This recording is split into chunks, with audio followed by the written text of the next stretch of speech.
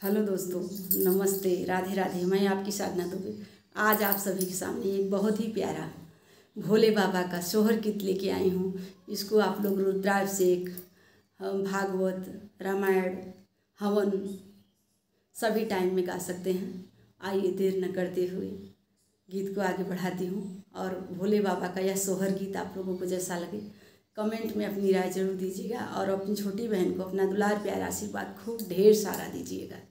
दोस्तों आइए। मैया द्वारे पे आया है जोगी मंगन एक मांगई मंगन एक मांगई हो। हे मैया द्वारे पे आया है जोगी मंगन एक मांगई मंगन एक मांगई हो। हे मैया द्वारे पे आया है जोगी मंगन एक मांगई मंगन एक मांगई हो।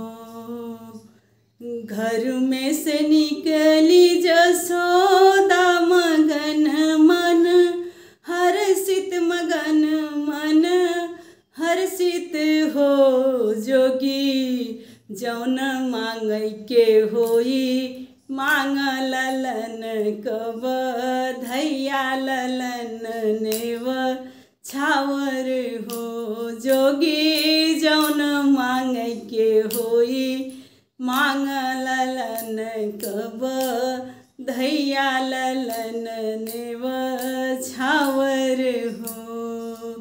किया लेबे घोड़ा और हाथी त किया लेबे सोना चानी हो।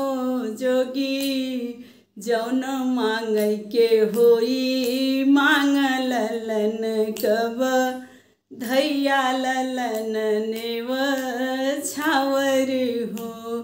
जोगी जौन मांगई के होई मांग ललन कब धैया ललन नेव छावर हो।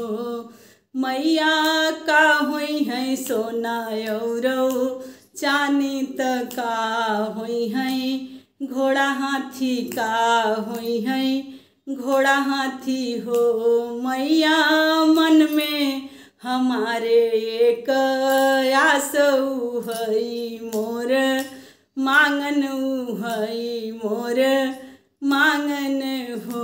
मैया मन में हमारे एक आस हई मोर मांगन हई मोर मांगन हो।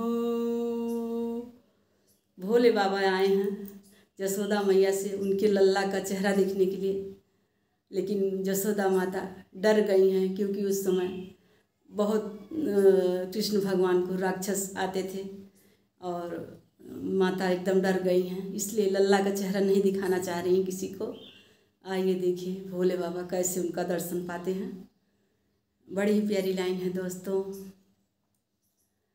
मैया का मन में हमारे एक आस हई मोर मांगन हई मोर मांगन हो। मैया मन में हमारे एक आस हई मोर मांगन हो।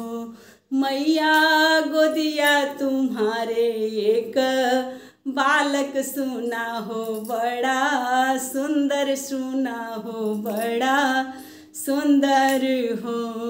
मैया उन्हीं के दर्शन का रावई हई मोर मांगनी हई मोर मांगन हो। मैया उन्हीं का दर्शन का रावई हई मोर मांगनी हई मोर मांगन हो। मैया द्वारे पे आया है जोगी मंगन एक मांगई मंगन एक मांगई हो।